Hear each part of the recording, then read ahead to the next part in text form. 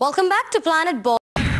कटरीना कैफ को राजनीति के प्रोमोज में अच्छी हिंदी बोलते देख आप हैरान तो जरूर होंगे, लेकिन कैट के लिए क्लियर हिंदी एक्सेंट लेना नहीं था आसान। तो कैसे कैट ने की राजनीति में अच्छी हिंदी बोलने की तैयारी, देखते हैं हमारी अगली स्टोरी में। कैसे हमारे परिवार के हथियारों को वोट देकर सत्ता की कुर्सी पर बिठाएंगे आप लोग। आवाज में ये जोश, जब तक हमें आपका जवाब नहीं मिल जाता, बातों में ये कॉन्फिडेंस, अभी हमारे हाथों की मेहंदी का रंग भी नहीं उतरा था। क्या कटरीना की किसी फिल्म में इससे पहले देखा है आपने? जवाब दीजिए हमें। क्या आपको मिल गया है इसका जवाब कि कटरीना की भाषा में इतनी सफाई आखिर आई कहां से? जवाब दीजिए हमें।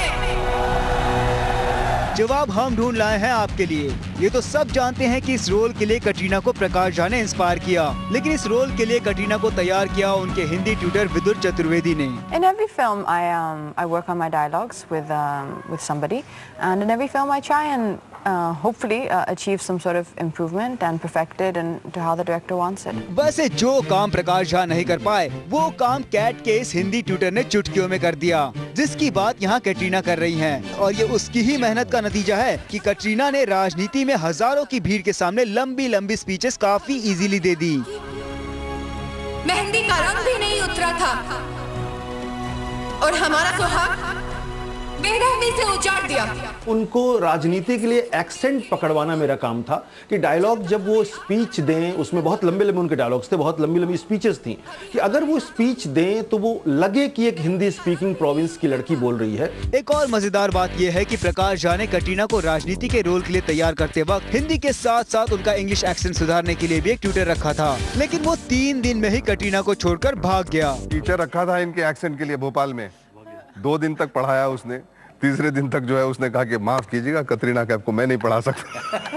वो भाग गया। तारे जमीन पर के दर्शील सफारी की तरह हिंदी के अक्षर कटरीना की आंखों के सामने डांस करते थे। कटरीना के इस टीचर ने कटरीना का काम काफी आसान कर दिया और अब सिचुएशन ये है कि कटरीना दिल और दिमाग लगाकर अपनी आने वाली हर फिल्म के लिए विदुर से ही हिंदी सीख रही हैं। कटरीना के लिए मुझे यशराज फिल्म्स की जब वो कर रही थी फिल्म न्यूयॉर्क, तो मुझे फोन आया कि उनको ट्रेन करना है। कटरीना से मेरा परिचय हो गया और जब उनको राजनीति मिली और जब शूटिंग का वक्त करीब आया तो उन्होंने मुझे बुलाया। वैसे जिस टीचर ने बॉलीवुड के तमाम बिगड़ैल, हमारा मतलब शैतान बच्चों को हिंदी सिखाई हो, उसके लिए कटरीना को हिंदी सिखाना कौन सा मुश्किल काम था।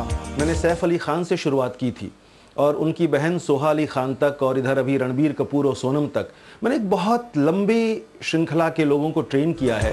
और तो और कैट के इस ट्यूटर का ये भी मानना है कि कटरीना के एनआरआई होने की वजह से उन्हें हिंदी फिल्मों में हमेशा एनआरआई के रोल ज्यादा मिलते हैं। उनको फिल्में ही वही मिली जो उसी तरह के कैरेक्टर पे बेस्ड है, वो नमस्ते लंदन हो, न्यूयॉर्क हो, चाहे जो भी हो।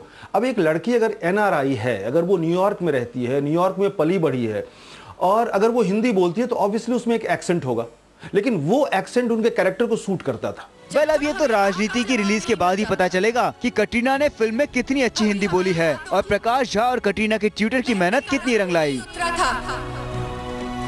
और हमारा गौरव दुबे, ज़ूम, मुंबई। और आप सब अभी भी चुप हैं। कैसे हमारे परिवार के हथियारों को वोट देकर सत्ता की कुर्सी पर बिठाएंगे आप लोग। Time for a break. Stay tuned, cause we'll be right back.